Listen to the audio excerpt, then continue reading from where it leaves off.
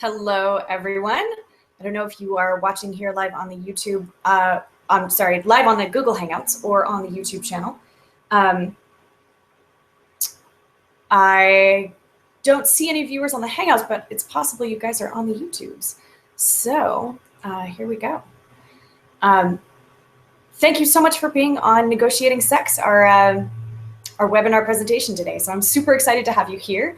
We're going to be talking about nonviolent communication and how that applies to conversations and communication in the bedroom. So I'm going to give you a brief rundown on what nonviolent communication is, as I understand the process. And I'm going to be using a lot of tools and slides and things like that. So you guys can take notes, or you guys can just follow along with the slides. And the recording of the presentation on YouTube will include all of the slides and everything that I've put up on the screen. So if you go back and watch it later on, you'll be able to make more notes later on if you'd like. There's also links in the slideshow that will help you go and find those tools again online. So here we go, and we're gonna put up some little slides, and I'm just gonna take a second to get some other people situated, because I'm bringing on a guest speaker, my partner Sam, who's going to help me out. So let me get him set up.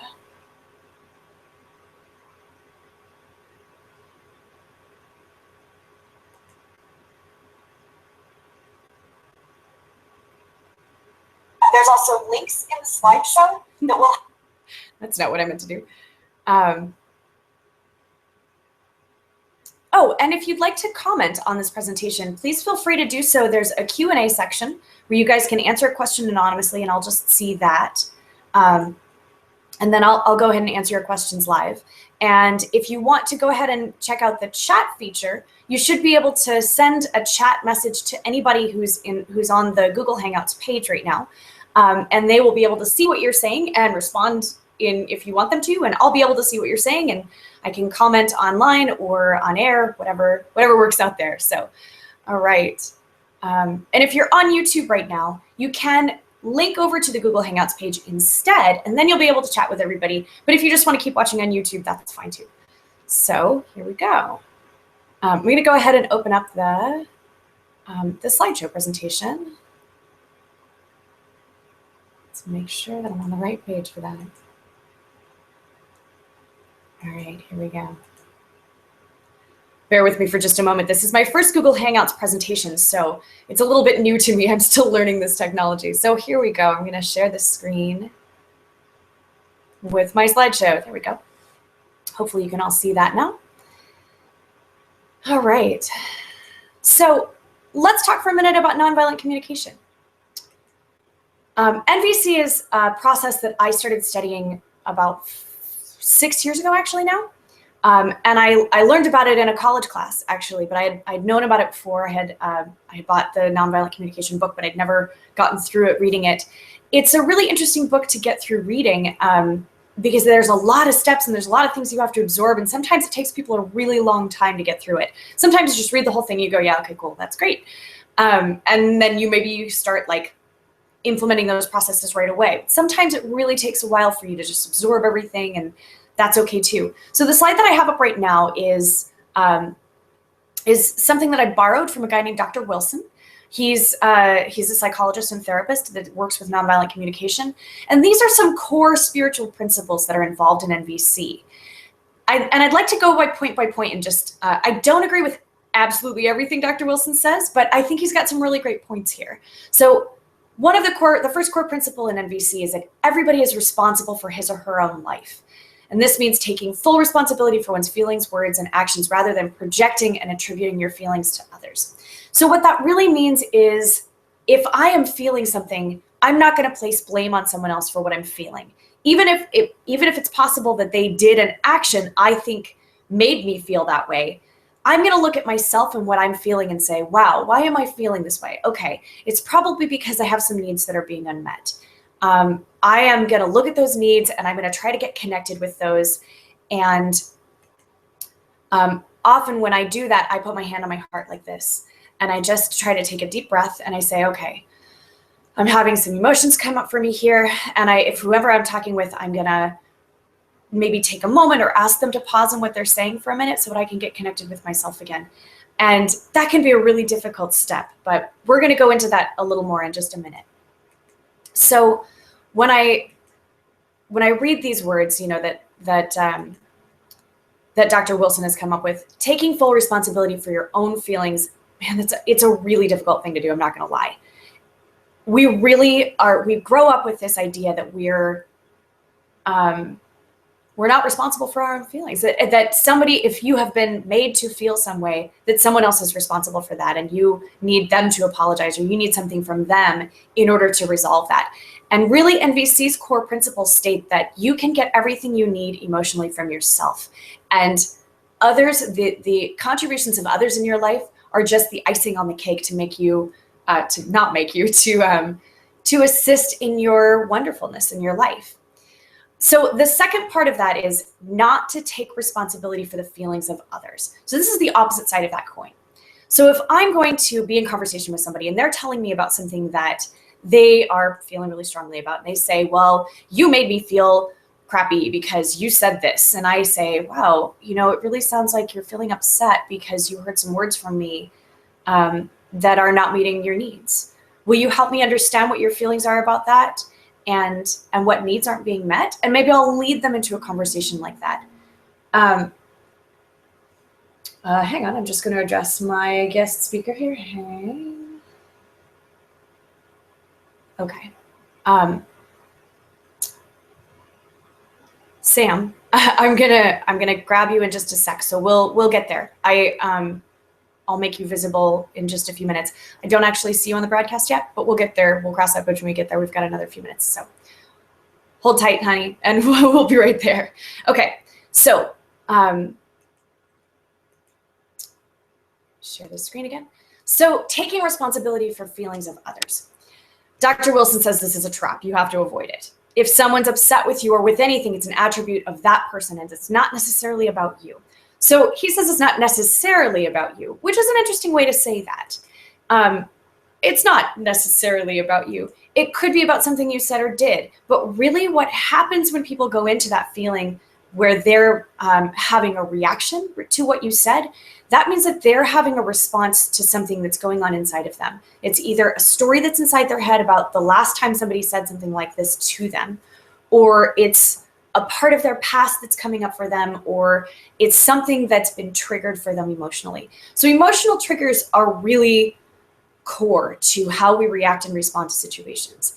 Everybody has emotional triggers. Sometimes they can even be positive emotional triggers, like I saw the sun come out and I felt joyful about it. That was an emotional trigger. It was a joyful emotional trigger.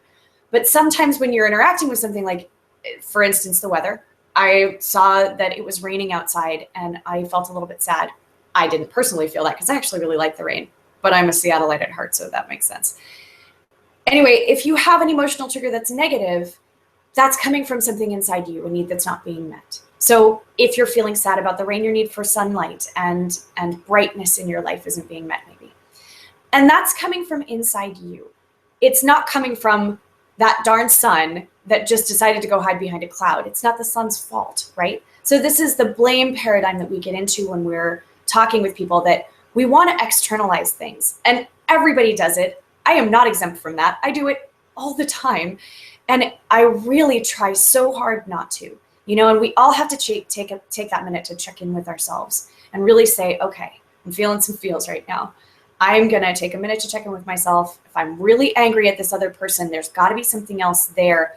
And I know, because I really hold this as a strong value, that fault and blame are paradigms that don't serve us in communication. So there's another part to this, and we're going to get to this in Dr. Wilson's little bullet points here. You can't force others to think or act the way that you want them to. Trying to do so through demands, threats, punishments stops communication. And Dr. Rosenberg talks about this too in the book Nonviolent Communication. That's the book that I take a lot of this information from. Even if you are successful in cajoling someone into doing what you want through threatening or making a demand on them, that person is probably acting from a place of resentment or obligation, or not from a place of love and honesty. And really what we want is to enroll other people in authentically being involved in helping us meet our needs. And if they are not authentically involved in helping us meet our needs, then we need to get our needs met on our own. And that is totally okay. And this is where people really struggle because, and I really struggle with this too. Definitely hear me when I say I struggle like crazy with this, because you want something from the other person. You want affirmation, you want love, you want communication, you want connection. And those are the things that feed our souls, and they really bring us into strong bond and strong connection and love and reflection with another person. And getting those needs met externally are really important to us as humans. We're going to go through a whole bunch of needs that we can get met as humans when I go through the needs slide. But those things are so crucial. They're crucial to our lives. And if we can't get those met externally, or if someone that we're in conversation with is unwilling or not in a place where they have enough energy or enough sort of source or just resources, maybe they're really tired and they just don't have the energy to help you meet your needs, that's okay. And the answer to, can you give me a hug? Can I have a hug from you? Because I really need some touch right now. If they say, you know what, I'm not in a place to give you a hug right now, maybe you just need to hug yourself. And that can feel really sad and that can feel really disconnecting, but that's not a bad thing. They have stood up for their own needs and meeting their own needs. And that is really a powerful place to come from. When you can stand up powerfully and say, I don't feel connected authentically to meeting this need in you. Maybe in a few minutes when I've got some more energy, or if I take a deep breath and I let myself calm down for a minute, I can help you meet that need. But right now where I am, I don't have the tools to do that. I'm happy, and maybe they can suggest something else. Like, I'm happy to sit here with you and take some deep breaths, and maybe in a minute we'll feel more connected and I'll feel some more energy, and I'll be able to help you meet that need, and I'll be able to give you some touch and give you some love and help you meet that need. So allowing people that few minutes to get reconnected with what's authentic for them is so important too. And we really lose sight of that when our needs are so present and so powerful. So here we go to the next piece that Dr. Wilson talks about.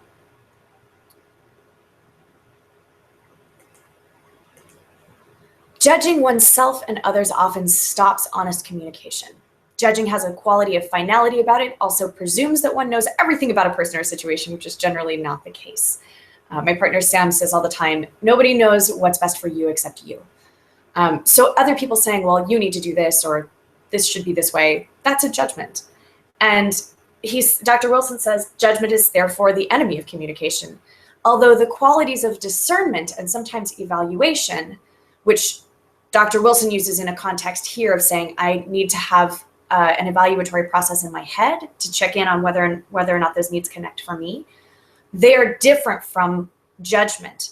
And Marshall Rosenberg describes these in the book as a difference between moral judgment and evaluatory judgment. And those are always a necessity. You need to be able to judge things based on what you want to actually be connected with as far as your own personal needs go. So you need to have some kind of evaluation going on in your head, but what you want to be careful of are ways that you're criticizing or placing moral judgment on, like you're good or you're bad or that's right and wrong. And those are judgments of a moralistic nature. So you're taking your morals and your needs and your values and you're placing them on somebody else and saying, well, if you don't behave this way that I think you should, then I'm not okay with that, and you're wrong, and you're making them wrong for that. So that's the kind of judgments that Dr. Wilson is talking about in this, and Marshall Rosenberg goes into detail with that in the Nonviolent Communication book. So that's actually a really important component to communicating authentically, is trying to keep that portion of it out of it. And we'll go through some really common ways that we judge people that we may not even know we're doing, and some of them are actually positive, like, oh wow, you're so great for doing this. That's actually a judgment. In an NVC way, you could communicate that differently. And we'll go through the process of doing positive affirmations as well as communicating something that might be a little more negative in your emotional space. So let's check out the last thing on Dr. Wilson's list. Whoops, that was not quite what I wanted. There we go. All people are connected at the level of feelings, basic personality needs or personal needs, and other levels. Staying in the body, staying present at the time, and empathizing with others brings people together and solves problems for this reason. So when we can stay connected and stay in our bodies about what it is we're needing, that's when we find connection with others. When you don't remain at these deeper levels of human consciousness and people argue or discuss in an intellectual or in a head place, communication tends to fall apart. So taking this sort of apart a little bit is when we're up here in our heads, when we're thinking about like, well, what's the next thing I'm going to say? What is this person? How am I going to respond to this person? Because obviously they're not getting it, or I'm not having, a good time here, or something's going on for me in my head. There's a story playing in the background there. There's something that's overriding what I'm being able to receive authentically from the other person. So when I can just get into a space when somebody's telling me something that's upsetting for them or frustrating for them, where I can just sit and listen, that's the most important space for me to be in as an empathic listener in a conversation. So whether I'm saying something to someone else and I'm trying to, work the process in my head and say, okay, I'm really wanting to connect with what I'm feeling and what I'm needing here, and I'm going to make a clear request of them of a very specific thing that they can do for me to help get my needs met. I'm also going to turn that around and do it the other way, where I'm going to say, all right, I'm going to sit here and listen in a space of non-judgment and emotional, if not detachment, then at least emotional neutrality, where I say empathically, and I can connect to my empathy and feel empathically to them. Oh my gosh, yes, I've totally felt that feeling before. What does that feeling feel like in me? I've felt discouraged before. Yeah, I really hear that you're feeling discouraged. That sounds frustrating or upsetting. I can reflect back to them that feeling of discouragement is something that's familiar to me. And that's something I can do empathically. And from that space of empathic listening, there's a difference between that and saying, so you may be feeling a little discouraged right now, and there's a tone, there's a way of being embodied and really listening from a place of wanting to give a gift to that other person of listening. Again, this isn't easy because we all have stories that run in the backgrounds of our heads. We all have our own connected things, and we all see things through our own experience. And you're always going to have those things that come up for you until you train yourself out of those things. And that's a long process. I don't know if I will ever complete that process, where if I'm listening empathically to somebody, something won't come up for me that says, here's the story in my head about a time when that happened to me, or about how I feel, or about what you might be saying about me because you're saying that something was upsetting to you that I said. And in order to listen with true empathy to that, I have to pretend like they're talking about somebody else sometimes. And these are tools that you can use when you're listening empathically. Sometimes maybe even your partner or your best friend, and they're going to say, you said this thing to me and I hated it and I'm really upset and frustrated. And in order for you to just step back and listen empathically to that, you might need to step out of yourself and say, okay, if this person were coming to me about somebody else that were saying something, what would I do right now? What would I tell them? How would I listen? That sounds really frustrating and I feel sad about that. Thank you for sharing that with me. I'm grateful for your truth. So let's talk about that in a few minutes, and we'll talk about receiving empathically. The next few slides that I'm going to share with you are specifically about the nonviolent communication process and what the steps are for that. So here's a sheet. You can actually go and download it at the URL that's at the top of this slide, and you can go back to this slide and check it out. I've adapted my particular presentation based on this slide, but I've changed a couple of things subtly because there are ways that I like to word things that are a little bit different from how they word them in the NVC process. So this starts out with observations, feelings, needs, and then we end up with requests. So you can see that here. So we're going to break these down into processes.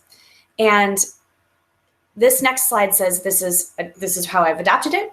The next few slides are going to have columns, one on the right, one on the left. This column on the right, on the left. Wow, I totally missed that wording. I'm a little bit dyslexic today in my slide organization. I apologize for that. Just pretend that this says left right here. It'll be great. So this column displays the format for how I'm feeling, clearly expressing what I feel, need, observe, and request. And this column on this side, which is the left, not the right, so sorry, is clearly expressing from my perspective of being the speaker in this situation. The column on the other side, which is not the left, it's the right, is empathically receiving or listening to someone's communication to you without hearing that blame or criticism. So stepping back from that space in your head and saying, okay, I'm receiving how it is you feel, and I'm saying, and I'm not going to receive your judgment or your blame or your criticism. I'm just going to hear you. Again, I am fully aware of how difficult this is, and it's something I personally struggle with quite a lot. So let's move into the process, and we can talk about that a little more later. Step 1 is observations. So observations are what you see, hear, or remember, free from your judgmental evaluations. So not your sort of evaluations of, there's a word I'm looking for here, I'm not finding it, so I'm just gonna move on. Not from your evaluation standpoint, but not from a judgmental standpoint, but that doesn't contribute to your well-being. So when I see or hear, or maybe it does contribute to your well-being. So the sunshine analogy that I used earlier, when I see the sunshine, I feel happy and joyful. So when I see or hear whatever it is, I'm gonna make a very clear observation about that. When I see that the lamp across from the room from me is on, I feel grateful that that lamp is on, because it means that my needs for vision, this is a very physical need, my need for being able to see in this room right now is being met, because I have light in my room and the windows are open. So that's also contributing positively to that need. If the light was not on, I might say, when I see that the lamp or lantern, me trying to say too many words out of my mouth at once, when I see that the lantern is turned off, I feel a little sad because my needs for visibility are not being met. I'm going to request of myself that I go turn on the lantern or the lamp so that I can see better. That's a really simplified example. When we're saying these things from the perspective of being an empathic listener, we're going to say something like, when you see or hear these things, and this is the first part of it. So I observe that you're observing, and it's a bit meta, but it's okay.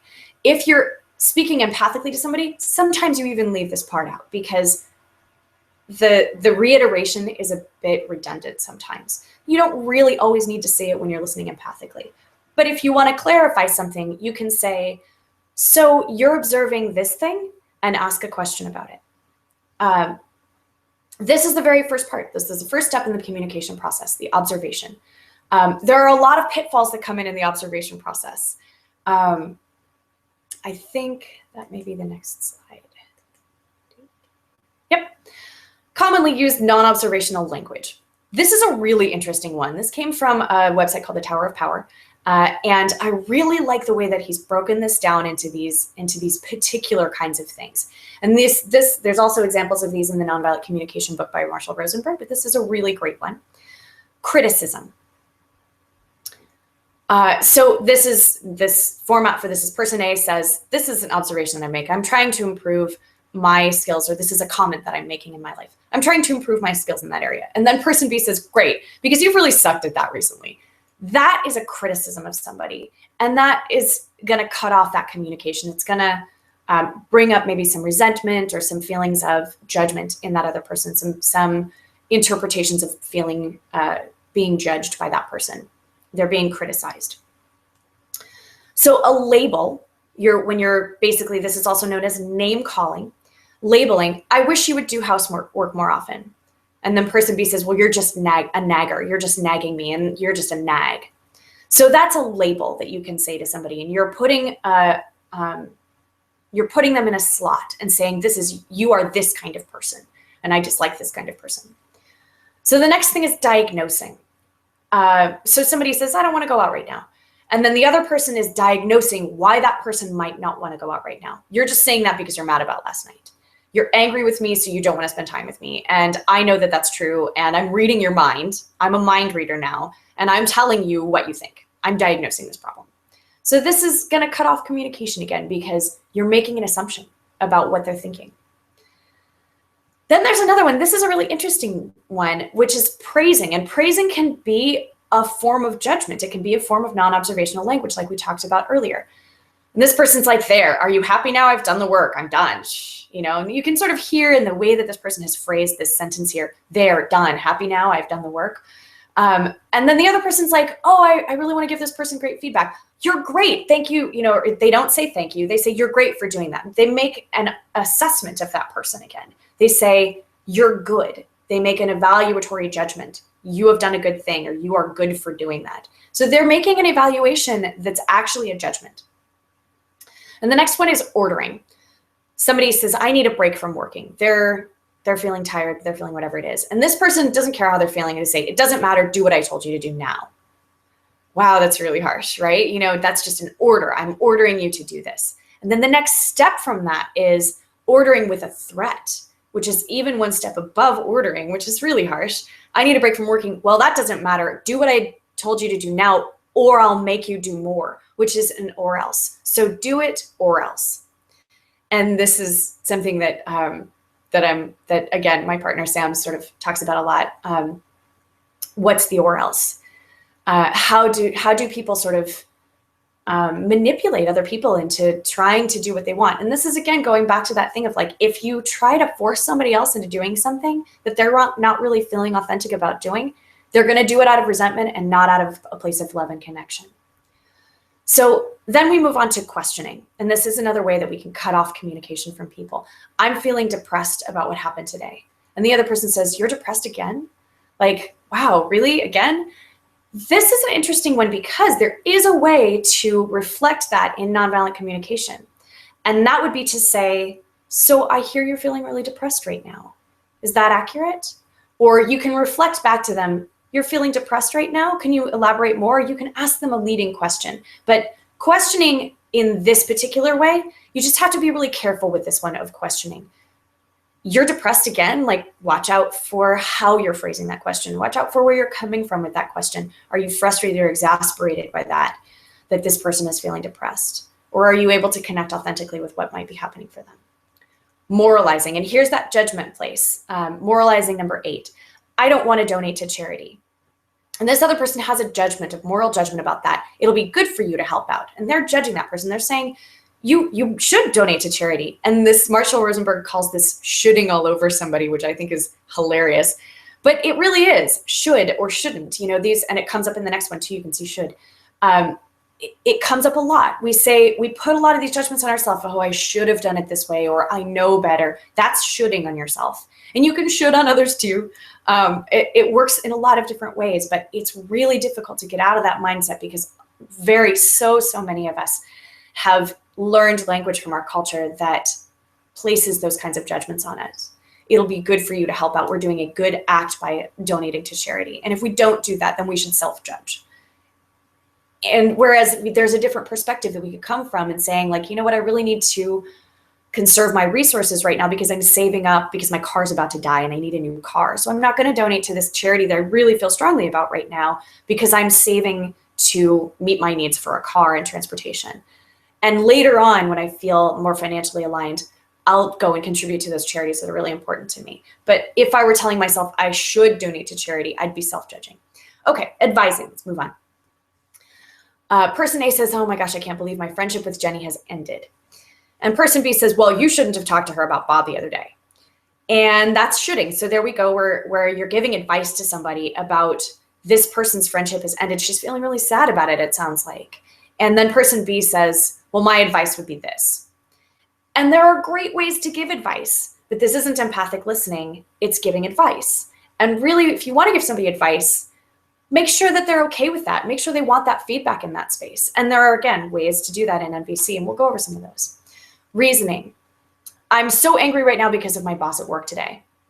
And person B says, you need to focus on getting a new job. They're trying to help. They're really trying to help. They really think this person should get out of that job. They're having a hard time. They've been observing that person's been having a hard time. But making this kind of reasoning, statement, you need to focus on getting a new job. You're telling them what they need to do or what will be best for them.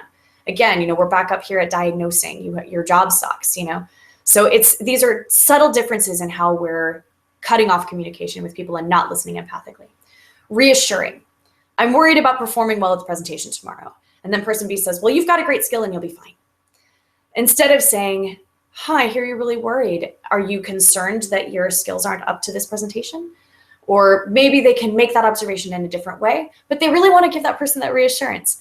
A great way to give that reassurance in NVC is just to say, would you like some reassurance about your skill level? And that's a way that you could do it. Deflecting, last thing. I can't believe that Jerry always bugs me. Person B, oh yeah, speaking of people being bugging, his friend John really annoyed me the other day. Totally dismissing the thing that person just said. You're saying, oh yeah, that thing you just said, whatever, but this thing that I had the other day, that was really annoying. It's actually, it's very detrimental to conversation or connection, especially because that person that just said, I have this really strong feeling, I can't believe Jerry always bugs me. And that statement may have a little bit of a judgment in it. He's saying somebody's bugging him. Really, he could be more authentic about communicating what he's feeling. However, if we're listening empathically, we can reflect that back to that person in a format that connects them with their feelings, and we can help them out with that. Instead of deflecting that and saying, oh yeah, whatever, what you said isn't important. My thing with this other person bugging me the other day was way more important. So it really cuts that off. Another thing that's not on here that comes up for me a lot in my life and my relationships is actually interrupting.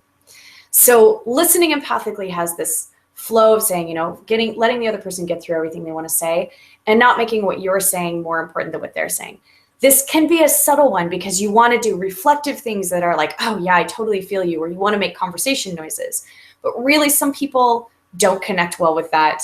And this is something that my partner Sam and I have dealt with quite a lot. And we have gone through a lot of the ring around that kind of thing where we've really struggled with that because I'm a person who wants to co-talk. I want to give you that random reinforcement in those conversation noises. And I really enjoy having that myself. So I really like it when people are reflecting back to me, and interruptions don't affect me the same way as they do some other people in my life.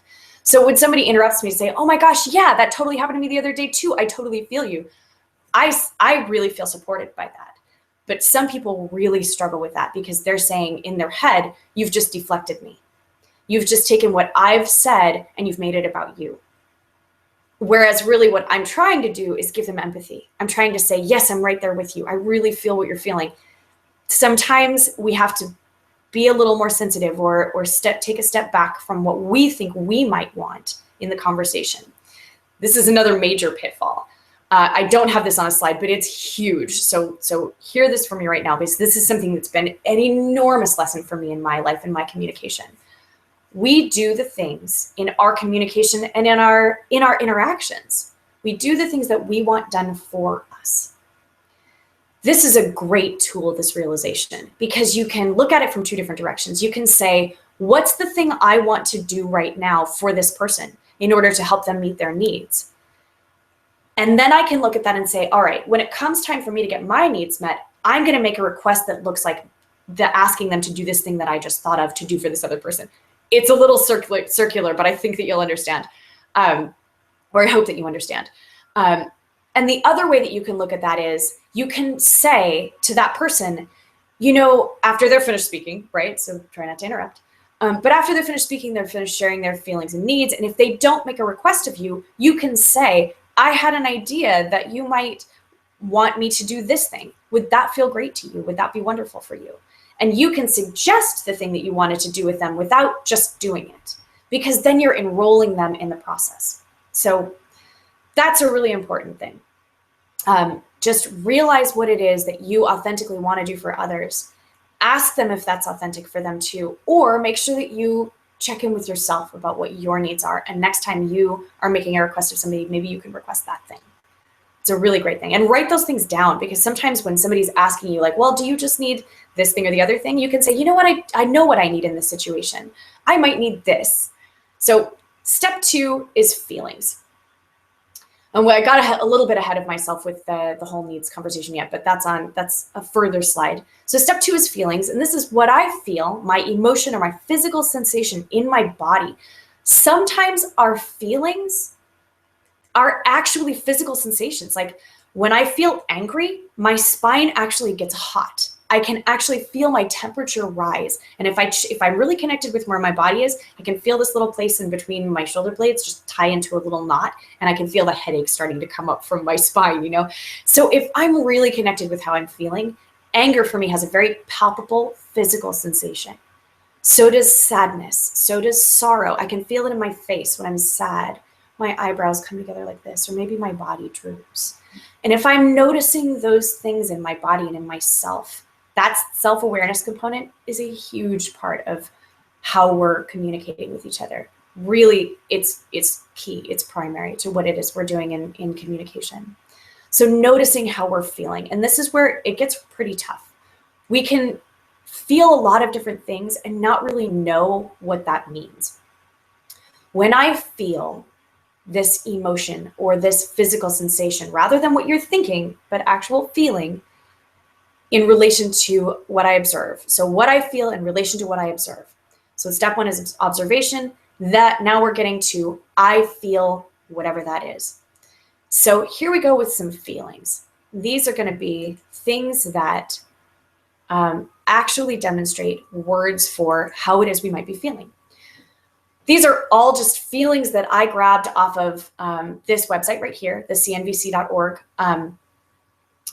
They have a couple of PDFs that you can download. The format for this this communication that I'm doing, this slide that I had towards the beginning, that's on the cnvc.org site. You can download that. That's also on Marshall Rosenberg's website for the Nonviolent Communication book. So these are just a few of the ones that I was connecting with today as I was making this list, and I just tossed them in here. These are feelings for when your needs are met, and those are really great. So feelings for when my needs are met here in this column, and they're feeling happy or joyful or serene or tranquil. You know, you're feeling calm, you're feeling relaxed. And there are all sorts of feelings for joy and gratitude, and they're just hundreds of these, thousands probably. And you can go online and you can check these out. And there are some awesome cards called Grok cards, Grok. And those cards are really great for going through them when you're in a tough space, maybe in a conversation with a partner, or if you want to just really express something, you can't find the word. You can go through these lists or order yourself a set of Grok cards and check out what you might be feeling around these things. When your needs are not met, here are some feelings that might be coming up for you. You might be lonely or wary or enraged or outraged or furious or indignant or ashamed. All these things are ways that you might feel when your needs are not being met. So those are on the not negative side of the spectrum when needs are not met. So take a look at this list for just a second. How are you feeling right now? I'm feeling grateful that I am and excited. I'm feeling enthusiastic about sharing this NVC process with you guys. And I'm feeling a little bit anxious and nervous. That's over here somewhere. That's in here. Anxious. Yep, there it is. And you know, but mostly I'm just really excited. And I'm balancing those two things. They're very high vibration energies. So I talk a little bit about vibration levels and how you're feeling. And you can feel all sorts of things about vibrations and where they might be coming up for you and, you know, in your body. But again, this feeling of anxiety or nervous excitement, this is also a feeling in my body, and I can feel it in my spine a little bit. It's sort of a similar place where anger comes up for me, but it's a different kind of thing where it's almost electrical, you know, where it's like my body feels kind of buzzy and I'm excited and happy, but at the same time I'm nervous and anxious. So it's like maybe in my stomach a little bit, and I'm feeling, you know, different kinds of things. So these are, again, physical sensations. And when we know what these feelings mean for us, when we know the physical sensations that come up for us, it's much easier for us to self-diagnose and connect with these words for feelings that might come up. So we can see how this might be a little more easily when we're connected into our body. Then we get to needs. So what I need or value, and needs and values are pretty much transferable. Like we share a system of values, we have a set of values that are really important to us. And they're also the things that we need in our lives. And this isn't just a preference or a specific, and we're not getting to specific action yet. That's going to come in the request. So this is just what we need or value that contributes to the generation of the feelings I've just expressed. I'm feeling blah because I need this thing. Or when we're reflecting, we can say, you might be feeling this because you are needing this other thing. And that's the observation of that. So then we get to the words for needs. And again, this is from the CNVC site. These are needs that come up for us when our feelings are or whether they are or aren't being met. So these can be contributing positively to our lives or contributing negatively to our lives. You might be needing food, or you might have just had a need for food met and you're feeling really satisfied about it. You have a need for nourishment that's been met. You might have a need for confidence that's been met by having been complimented on the street about your appearance that day, or that somebody gave you some words of affirmation or praise that helped you feel more confident. So you might say, wow, when you say, oh, I really like your outfit today, that color combination is great, my need for confidence is met, or maybe even creativity, because I feel joyful because my need for creativity and confidence is being met. So that's how that would go. So take a look at these words for needs and values right quick. Pick out a few that might be really core to you. One of the 2 or 3 that I really operate from in my life very powerfully are awareness, usually self-awareness, understanding, communication, transparency, which is over here, authenticity. And those are some that are really important to me. And when we get into the conversation about sex, then we're really going to be talking a lot about those needs for authenticity and transparency and self-awareness and what's going on in your body. So looking at these needs or values, you can also look these up on the CNVC site and check those out. All right, next thing. The last part of the NVC process is your request. Clearly requesting something that would enrich your life without making a demand. So you have to make sure that if you're going to make this request, it's something you're okay with hearing whatever the answer is. If it's yes, if it's no, whatever that is. You have to check in with yourself before you make that request and say, am I ready to receive an authentic answer to this question? And then make a request of something that's very concrete and specific that I would like for this person to do for me. Would you be willing to, I used an example earlier of give me a hug. Would you be willing to give me a hug so I can meet my need for touch? If you're empathically receiving, then maybe you're going to reflect back what that person has just requested, or maybe you're going to suggest something that's a concrete action you might like to take. Would you like for me to, or would you like this thing? Sometimes you're not going to reflect this at all. This piece is sometimes unspoken when offering empathy. Sometimes you're just going to say, I hear you saying you feel this, and I hear that you might need some this. And that person might say, yes, and my request is blah, blah, blah. Or you might be able to offer them a request. So putting it all together, when I observe this thing, action, whatever thing that's going on, I feel whatever feeling you've connected to in your body in the moment, because I have a need for, or because I need this thing that's of high value to me. Would you be willing to do this very concrete action that's very specific? When you're coming from an empathic space, when I observe this thing, I feel, or when you observe this thing, you feel blah, blah, blah, because you need, etc. Would you like for me to, or would you like for this thing to happen? Or you could also phrase it like, so you're saying that when you see this thing happen, you feel blah, blah, blah because you need this. Would you like blah, blah, blah? So that's pretty much the NVC process. And I mean, in a nutshell, right? It's both more simple and more complicated than you're going to be able to absorb in a 90-minute webinar. But I'm going to give you some demonstration now. And I'd like to invite Sam to come on to the thing. Let's see. I'm going to take just a minute. Let's take a break, and you can stretch if you want to, and maybe get a drink of water or do something like that. And I'm going to figure out the tech side of this and invite my guest to come on board here. Add Sam. Invite. Okay.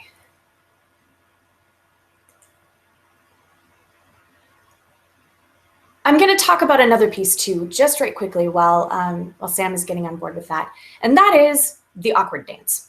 And I said that I was going to mention, I mentioned that I was going to go into this in the email that I sent. This is a really important part of, I think, authentic communication, because when you go into a situation where you are really trying hard to be authentic with yourself and you're really nervous or anxious about this conversation, or you need to have this really difficult conversation and you have this judgment about what it's going to look like in your head, that can really be a powerful space for you, and it can be really overwhelming sometimes. And you may avoid those things. You start doing these patterns of avoidance because you just don't want to stand in that feeling of that energy. And it's so hard. It's really, really difficult. I'm going to mute you temporarily, Sam. It's really difficult to connect with those things. So what I want you to do right now, I want you to stand up and shake it out with me for a minute. I'm actually going to stand up. There's my belly. Here we go. So I want everybody to just kind of stand up and shake it out for a second and feel what that feels like in your body. So take a minute to check in. It's just kind of like, okay, I'm going to shake it out. I'm going to check in with my body. I'm going to imagine that I'm about to have a really hard conversation with a person, right? With my partner, or maybe with a family member or a friend. I'm having a hard friend conversation. I'm going to feel what that feels like in my body for just a minute. Connect with that feeling. And you're uncomfortable. I'm like feeling uncomfortable. I feel my body start to like tense up in my shoulders, and like all these like stuff comes into my belly, and I'm like feeling like almost stomach cramps going on. And, you know, like in total transparency, I actually have a little bit of like menstrual cramping going on right now too. So that's, you know, my transparency moment, also known as oversharing for those of you playing at home. But really that's what's going on in my body right now. Total authentic transparency, right? So what I'm going to do is like, what does my body need to do to work that out? Like this is my awkward dance right now. So sometimes this is really useful because it helps you stay in your body when you're having those really critical conversations. It helps you get out of this space in your head. And so if you can authentically say to your conversation partner, you know what? I need to do an awkward dance right now. Would you like to join me? This is my awkward dance right now. I'm going to work it out. Okay, I'm going to look silly for a minute like a Muppet. And here we go. My hair's going to fly around, whatever. And that's your awkward dance. And sometimes you just need to get embodied like that. And I would encourage everybody to stand up right now and do an awkward dance, because we're about to get a little awkward with you. I'm going to bring Sam on, and we're going to talk about some really transparent conversations that we've had. And I'm going to fix my hair because I flipped it all over the place.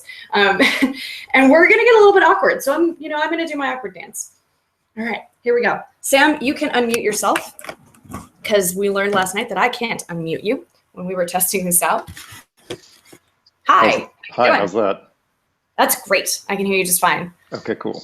Okay. I'm going to check on the chat right quick, because I also learned that I can't see the chat in the window.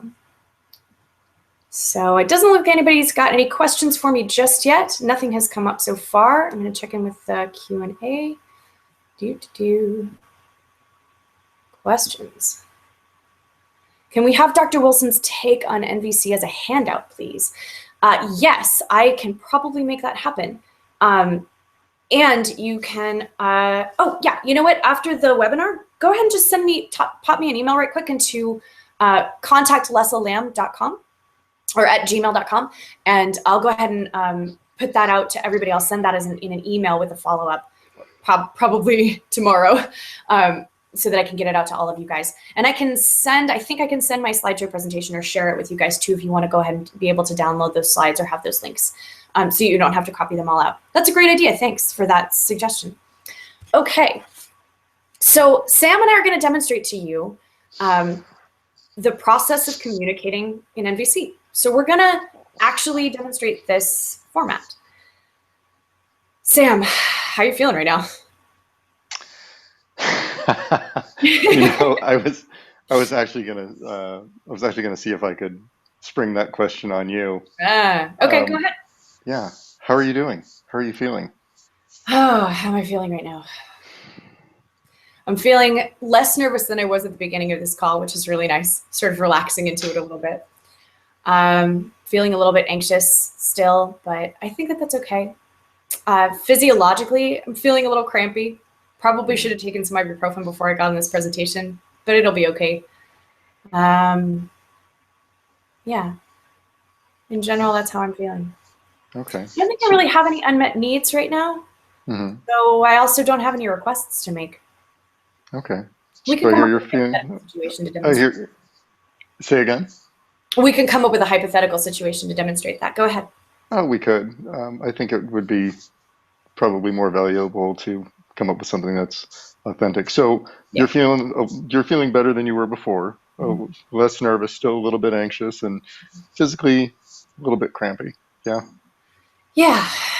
Mm-hmm. Mm-hmm. Are you interested in any reassurance about how how I see that this thing is going? And Sure. That'd be well, nice. no is also a perfectly acceptable answer. No, that's okay. That would be great. Yeah, I see you. I think you're doing a good job. I see that you're like getting into your material, and it's entertaining. And I actually really liked your awkward dance. Thanks. I don't get to see that sort of thing from you very often because every time I take you out on the dance floor, you're like a goddess. So it's nice to see that you're you can be down here with us mere mortals also. I dig For that. those of you who don't know, Sam and I met each other dancing, and we're both dancers, and we dance in the blues and swing and fusion dance communities. And some of the people that might be on this call right now are also fellow dancers from our community, but most of you probably won't know that about how we met. So, and I do a lot of dancing, and I've been dancing for a really long time. So, thank you for that compliment, Sam. I appreciate it. Hmm. How are you feeling? I'm going to turn that question around on you now. Okay.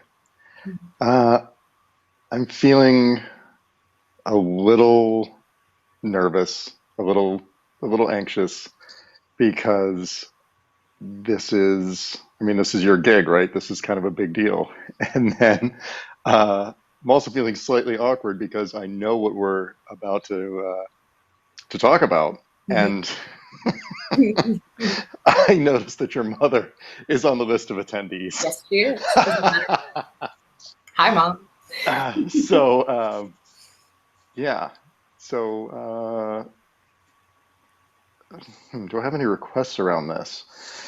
Um, just reassurance that, I'll someday be welcome at the Thanksgiving table again. Well, I can't answer that question for my mom, but I can talk to her about that later. And we can have a very authentic and transparent conversation about it. I think that she'd probably be on board with that. Groovy. Groovy. Indeed. So, thank you so much for sharing that authentically. I hear that you're feeling nervous and a little bit apprehensive or anxious about the awkwardness that we're about to get into. Yes. Thank you so much for sharing that with me. I really Hmm. appreciate it. Of course. So, in reference to actually demonstrating a different part of the NVC process where maybe we've had something come up or we've had a struggle. Hi, my mom just came in and waved at me. I'm at her house right now, so. um, so, so just to sort of get into something where maybe we've had something that we've struggled with. So I'm going to come up with an example from our recent past. I'm actually going to use the analogy that we used last night, which is Sam and I were talking last night, and he was really exhausted. And we were on a video call. We were on the hangout, and he put his face down on his hands, and I think he fell asleep for a minute. And it was actually really adorable and quite endearing. But in the moment, I was kind of like, oh man, I really need to get this like situated. I really need to know about this Hangouts thing. So I need to experiment with this. And so I said something like this. I said, Sam, when I see you falling asleep on our video call, I feel really sad and a little bit frustrated because I really have a need for organization and order around this process that I'm about to be in tomorrow on this webinar. Would you be willing to let me know when you're getting tired so we can either reschedule the call or reschedule our time to bring order to this, or so that I can work it out on my own with somebody else? And so then that would be what I'd say to Sam. And so Sam, go ahead and reflect that back to me. I'm actually trying to remember last night because I was kind of dozing off. I have the ability to fall asleep in 2 seconds. It's my superpower. Yeah, I remember you saying that, and I remember reflecting back that I hear that you have a need to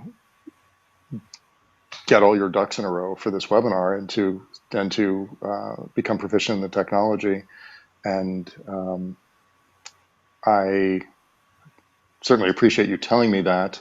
And I didn't realize that you were relying on me so heavily for that. And yeah, I'd be happy to let you know if I'm about to pass out or if I feel that I'm getting tired. And then I think I remember thanking you for letting me know about that. And I think, if I may, that something that might be valuable is to, because we're doing this thing all in very NBC style and whatever, and it's great, and it's there's not really like very much strife, so it might be kind of boring. And Yeah. I was just kind of reflecting, thinking to myself, like, how this is usually done in everyday society, which Mhm. would be, I can't believe you fell asleep. Oh my God, don't you care about me? Totally. Something like that. So yeah, definitely. So this is, and that going back to that, that list that we had on the slide earlier of the things that where I'm going to put this slide up really, really fast again. And I can just run back through it right quick. This one here, this like all these things that were expressed like, oh, I can't believe that my friendship with Jenny has ended, right? But this is like, I can't believe that blah, blah, blah, or like one of the things that people, something that people say, and these are all things that people say in real life conversation. And those things definitely come up. So yeah, you're right. This is not necessarily how it would be in the wild. And it's not even always the way that I do it. In total transparency, I definitely, I don't hold up my own values very well sometimes. And Sam has to help me out with that. And sometimes it's reversed, you know, he's in a space where he just can't hold space for that MVC conversation. And I'm the one that's holding up that value system for us. And it's difficult and we work through it. Yeah, that actually has struck me as the almost the more valuable component of this style of communication. It's all very well and good to be able to figure out your own emotions and what you're feeling and why, and to be able to articulate that to somebody else. Mm-hmm. But that's really less than half of the battle. The harder part is to stand in the fire when somebody's losing their marbles and Yeah. going off on you, and have it not stick to you, and really try and identify for somebody who, for instance, maybe knows nothing about the nonviolent communication process, Yeah. and try and identify like what their experience is, what they're feeling, and why, and ask questions and make guesses about it until you figure it out. And it's really, I found it to be really valuable in relating to all kinds of people. Not that I do it perfectly all the time, because I don't, but when I do, it pays huge dividends. Yeah, it really does. Well, so I'm wondering if you would be willing to engage in a little bit of an exercise with me right quick. Can you tell me Yes. if you'd be willing to do that? Okay. Yeah, I'm trusting you. Yeah, I know, right? Are you ready? Are you okay with me getting a little bit quote unquote violent with you in this particular format?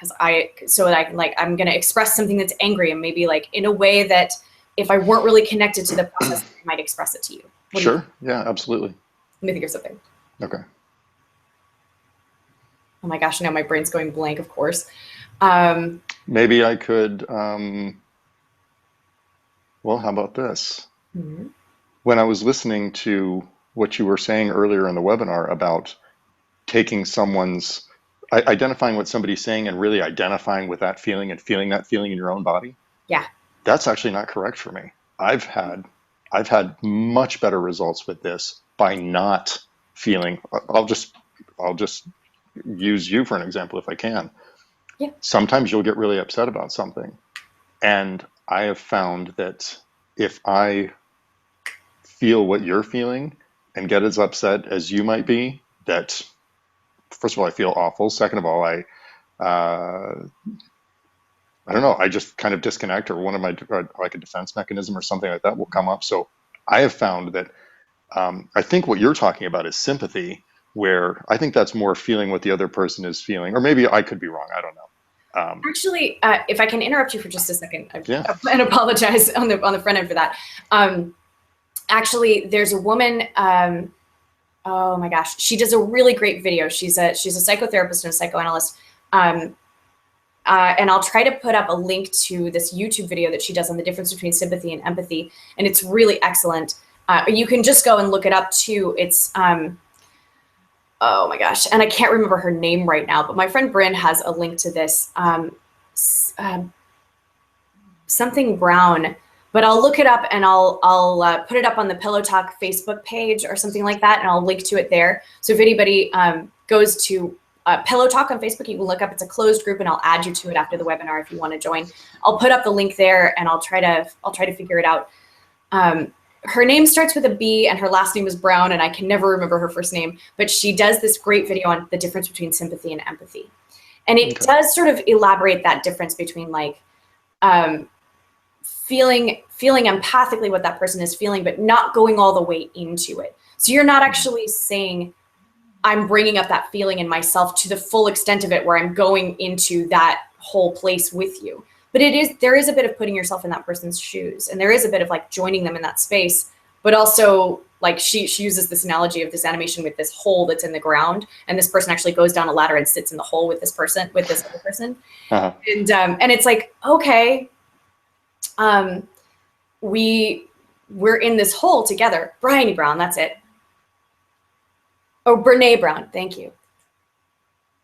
Yes, thanks. Somebody just commented on it.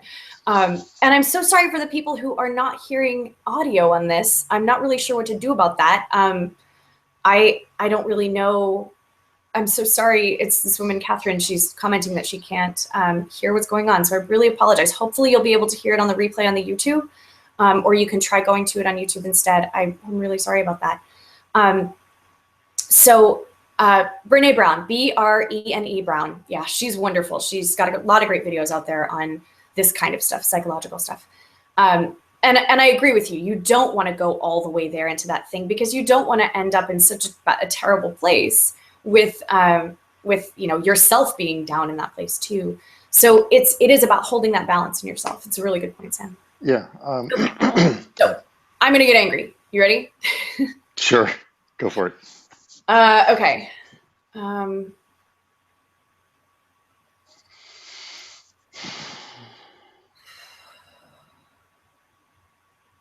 Okay. Right before we got on this call, I got really mad because I wasn't in a place to be in where I was. And I had this story going on in my head that you were telling me what to do. And I was so frustrated with you then. And I don't know what to do when you say those kinds of things to me, because I really hate it. So I really hate it when you tell me what to do. Why do you always tell me what to do, Sam? I see that you're feeling, what is it, upset and frustrated? Is that accurate? Yeah, I mean, I'm really just kind of fucking pissed off, really. So you're angry, you're pissed. Yeah. Yeah. Can you tell me why? Well, I mean, you're kind of being a dick, really. I mean, you're just like telling you what to do all the time, and it's like you don't even listen. I don't really like think you're listening to me at all. So you're saying that you don't feel like you're being heard right now. Is that correct? Yeah, I guess. Tell me more. Well, I mean, this morning when we were talking, you were just saying like the slides that I had up weren't right, or the order of the things that I was gonna do, and I just was like wrong about everything, and I was so nervous that I couldn't like. I was really aggravated, and I was so frustrated and upset, and like I could feel my whole body like shaking, and I was like on the verge of tears, and you were telling me I was doing it wrong. So would you say that were those actually the words that I used in your recollection, that you're doing it wrong, or might it have been something else?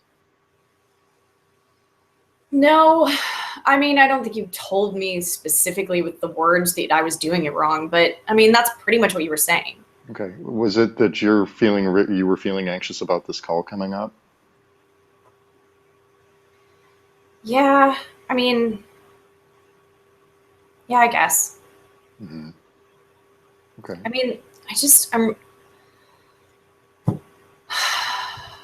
was feeling really nervous about the presentation. And when you said that you thought things were in a different order, or that the phrasing I was using might not have been as aligned with the process as I thought, I felt really nervous, and I was really scared. I was really scared because I really wanted things to be accurate to my understanding of how this process goes. Okay.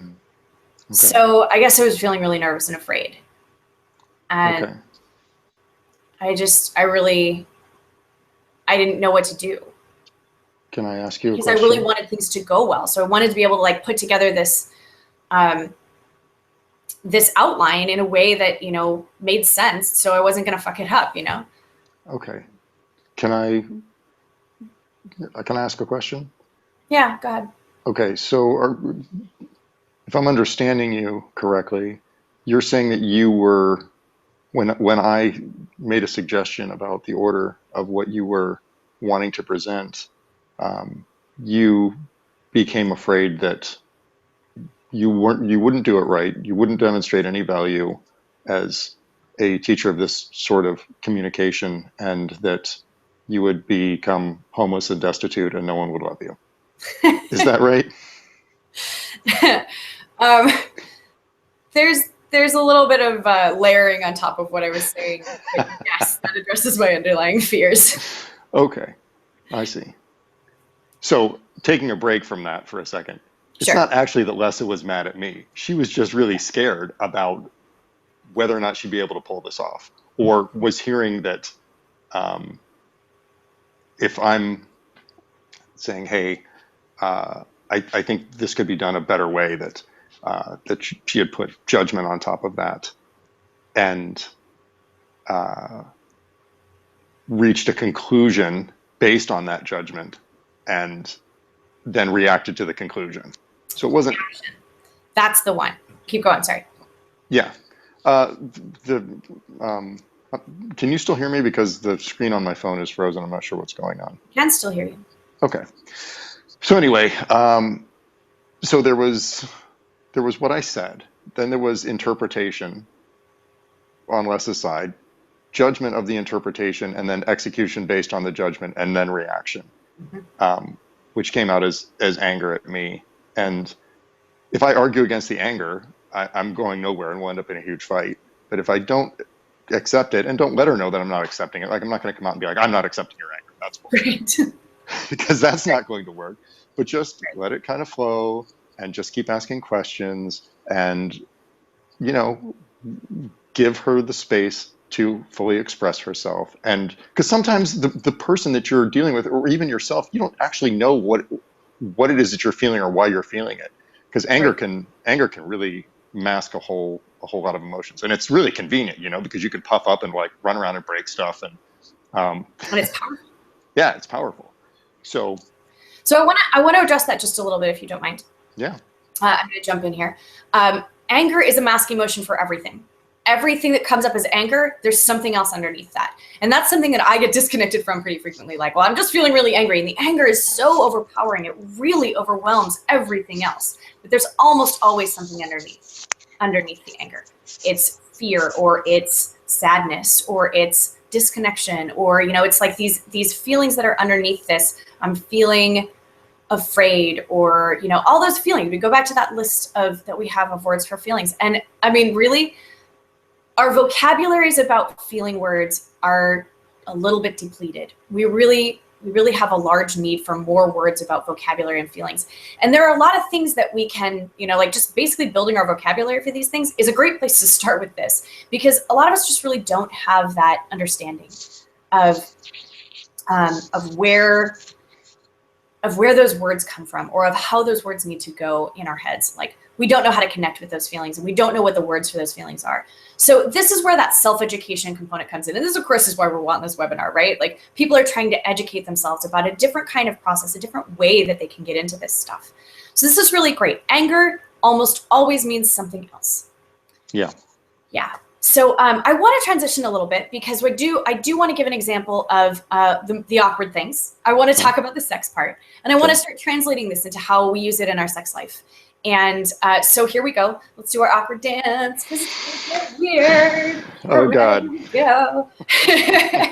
You ready? Yeah. Okay.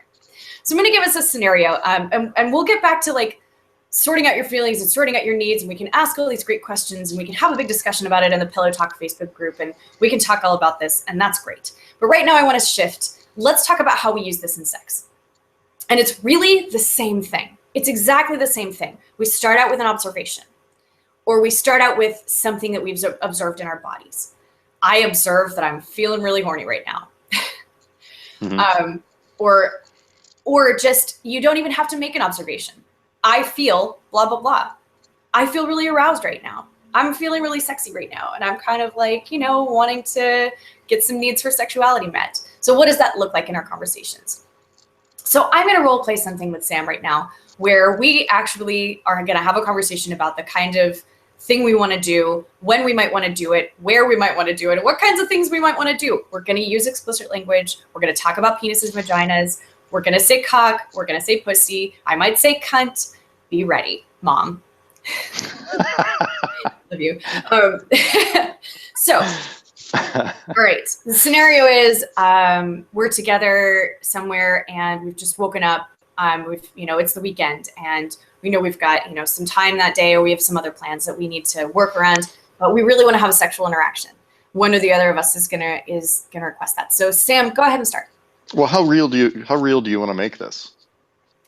Real life scenario. Well, we're not in the same city right now, so no, but we're gonna be. Real. I'm gonna see you tonight. Yeah, great. Let's do that. That sounds awesome. Okay. Cool. Okay, so you're still planning on coming down tonight, yeah? Yeah, I am. My mom's birthday party is tonight from like 5-ish to like 9-ish, and so I'm gonna leave at like 9 or 9:30. Okay, because I'm gonna be at this fusion dance that's going on down here, and there's always well, I've only been once, but the time I was there were a bunch of like really awesome, like super connected dancers there, and it was pretty hot. There was a lot of sexual tension there, and I haven't seen you in a few days, and I'm probably going to be pretty revved up by the time you get there. Plus, well, so I'm hoping that you'll be willing and able to come out on the dance floor. But I understand that you're kind of premenstrual right now, and I want to know like how I want to have a discussion with you about how your body's feeling and how willing you might be to come out on the floor and let me throw you around a little bit. Yeah. Well, I just will have driven for 2.5 hours. And I hear you saying that you, let me step back a little bit. So I hear you saying that you are interested in having some dances with me tonight when I get down to Portland. Yeah. And, and it's a fusion event. So they're okay with doing lifts and aerials and all the really like crazy fun stuff that we do. Cool. Totally. Yeah. And I would really dig that if you're up for it. Yeah. So you're asking me if I'd be willing to come out and have a few dances with you when I get there. Yeah. Yeah, I would really love that actually. And in fact, I think that I'd really enjoy, dancing for a little while. Like maybe I'm probably going to get there at like, I don't know, midnight-ish. So maybe we could dance for like an hour and see where we are and have a check-in after that. Yeah, absolutely. And I Cool. think I think it only goes until 1 or maybe 2 at the latest. Okay. So. Yeah. We'll try to get down there before that, obviously. Okay. But even if I just make a few dances, I mean, that's okay with me. So what other kinds of priorities do you have for tonight, though, too? Because you're only in town for a couple more days. I'm only in town for a couple more days, and then I'm going back to Puerto Rico, and I know I'm gonna miss you a ton. Yeah. I'd really like to have. We're on live television. I'm really proud of you, baby. Thanks. Yeah. So all or most of my housemates are going to be gone tonight. So that's exciting. Yeah, I would really be. I mean, I would really like to have sex with you tonight, and I'd like to check in with you and see what sort of things sound good to you. I mean, if you were, wearing some terrible panties or something, and I don't mean terrible like awful. I mean terrible as in I'd like to rip them off of you. Yeah. Right. How do you feel about that?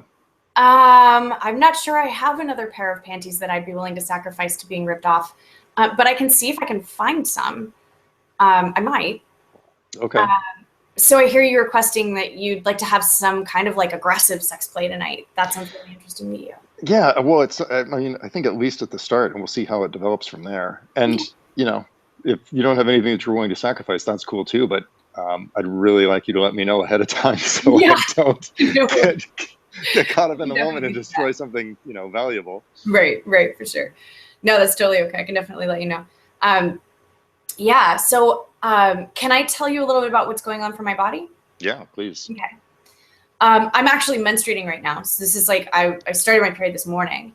And so it's going to be a little bit messy. And I really feel embarrassed about that. And I know that, like we've had conversations about this before, and it's not as big a deal for you, but it's a big deal for me, and I end up feeling really embarrassed and weird about it. So I guess really, I'm totally okay with whatever.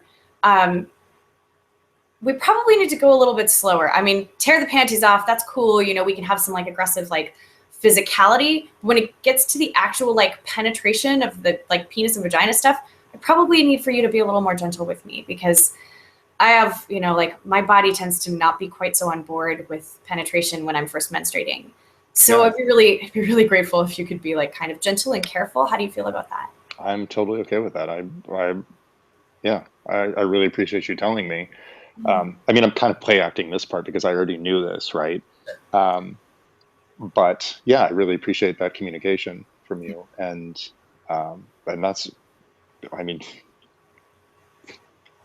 when I hear you say that you're willing to be gentle with me in our sex play tonight, I feel really relieved, because my needs for physical comfort will be so much better met if I'm able to relax into that space. Yeah, I'm really absolutely. grateful. Thank you. Absolutely. Yeah. And I was just going to say, for our studio audience, for me, this type of communication is the biggest turn on. It absolutely is. I really like knowing what's going on with Lessa, and we do actually do a lot of these check-ins, and even in the middle of whatever sex act, be like, hey, you know, do you want to? Can we pause? I really want to check in with you, see how you're feeling. Is everything cool? Are we, you know, whatever it is, and it really works. And one of the things that I love best about Lessa is that everything's okay. There's no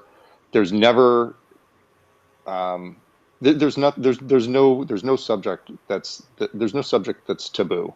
There might be requests that are denied or transmogrified into something else, but there's never a, ew, gross, no, you're lame, fuck that.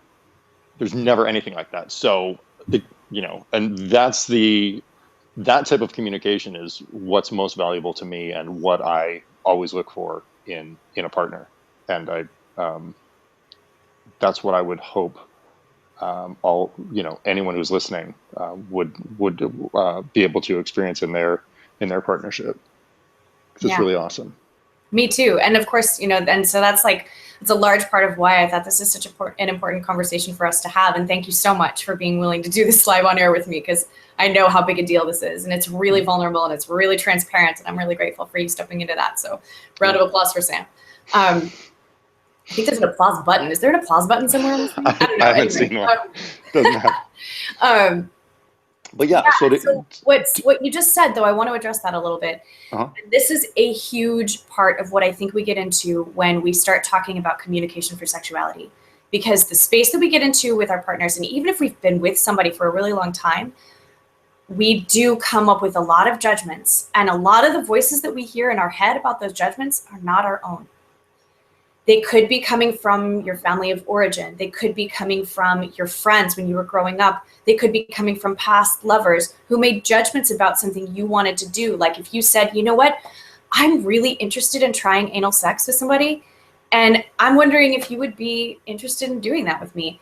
That is a huge thing to ask. I mean, just asking somebody for an exploration like that, something that's so vulnerable and so it could be really a big deal for someone. Making that request is huge already. And so when somebody comes back and goes, oh my God, that is the grossest thing anybody has ever said to me, and runs away screaming basically, or just completely shuts that down, those things can really affect how someone develops sexually and in their sex life. And I think a lot of us have experienced that. Everybody has experienced some form of basically what's sexual shaming. And even if it hasn't been the partners that you've been with have been really joyful about sexuality, there's been something that's come up for you, I'm embarrassed about the way my vagina looks. I'm embarrassed about the way my penis looks, or about the size of my penis. I'm embarrassed about something to do with my body, my weight, my face, my acne, my whatever it is. We all have our hangups. And for somebody to go into an interaction and say, I'd really like to try this, or even not even ask, suddenly try to be sticking their finger up your butt, or, like whatever, like even if they're inviting you to do something to them that you don't really feel authentic about, that can be a really weird kind of space to get into. And so what I really encourage people to do is just say, you know what, this person's coming to you authentically and vulnerably, and honor and respect that. And the way that you can best honor and respect that is to say, that's really interesting. I may or may not have tried that before, and here's what I think about that particular thing. I'm not really excited about anal play. It's not something I've enjoyed in the past. If it's something you really enjoy receiving, I could probably, get over it and try it out with you. And if it's something that really excites you, then that's great. I'll just wash my hands really well afterwards. These things are important. And we often are just in such a judgmental space about like, this is going to be gross. I'm not going to feel turned on about it. Whatever it is, like it's going to take me out of the moment. But I find that if a partner requests something of me and it really positively contributes to their joy and their enthusiasm about the sexual experience that we're having, then I really feel great about doing that thing with them. Even if I don't feel great about doing that thing, I can feel great about doing it with them right then because they're feeling joyful, and it's creating so much excitement and stimulation and arousal and possibly even orgasm, or it's strengthening their orgasm or whatever it is. I have an opportunity to contribute positively and valuably to that experience for them, and that is awesome for me.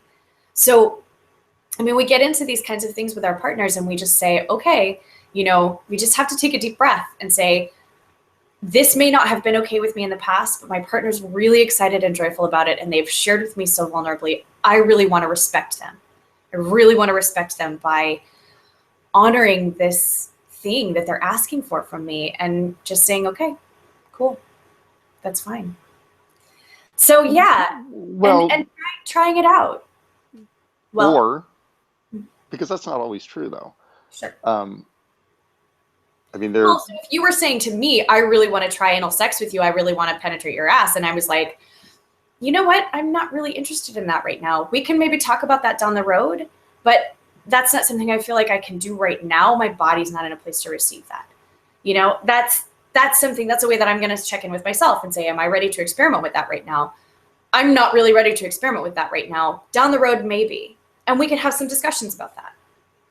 Is that sort of where you were going with that? Go ahead. Yeah, because, the impression that I got from what you just said was that, there might be some, if your partner makes a request of you for something that you're not really into, that you just might do it anyways, just to make them happy. Yeah. I'm talking about something that they're requesting I do for their body or with their body. Okay, got it. Yeah. If my partner's making a request of something they're going to do with my body, I'm going to check in with my body first and see if it's willing to do that. Right. Okay. Yeah. Thanks for clearing that up. Thank you for that clarification. That's super important. I really appreciate that. All right. I think we've gotten through some really good material today. So if I'm hearing you correctly, we're having anal sex tonight. We can discuss it. No, I know this is not happening. Oh my God. So you might be feeling a little bit embarrassed about what you just said. Yeah, I just was like, oh my God, Les's mom is on this call. Hooray. Yeah. It's all true. Yeah. So, yeah. Well, I want to say thanks again for being on this call with me and being so transparent and vulnerable. And I'm gonna mute you again if that's all right. And I'm gonna go through the last part of the. What's that? So that's probably for the best. Yeah. On that note, bye. No, I'm kidding. Thank you so much. I love you, and I'll see you soon. I love you too. Bye. Bye. So, thank you guys so much for being on this call with me today. I am so excited to have gotten through so much of the NVC process, and I would be really thrilled to try this out with you. Or if you've got questions for me, go ahead and post them up right quick. We've got about 7 minutes left in this presentation, and I'd love to take a couple of questions. And I also want to tell you about, you guys have been getting my emails. Some people have signed up for some calls with me, and I want to tell you a little bit about the program that I'm opening up right now. I am opening up a private coaching program right now, and I'm in the process of filling this program. And for the people who have been on the webinar live today, I want to offer you a really specific opportunity to buy this program from me at a completely different rate than I'm offering it to everybody else. So if you've been on the webinar with me live today, and I'm only offering this to the people who've been on live, so you have to contact me within the next 2 hours, either email me or sign up for me on my V-site on my calendar, and I'll share that link with you on the chat page. Let me just go ahead and pop that link into the chat page right now. La la la, chat page. I'm gonna copy the link right quick.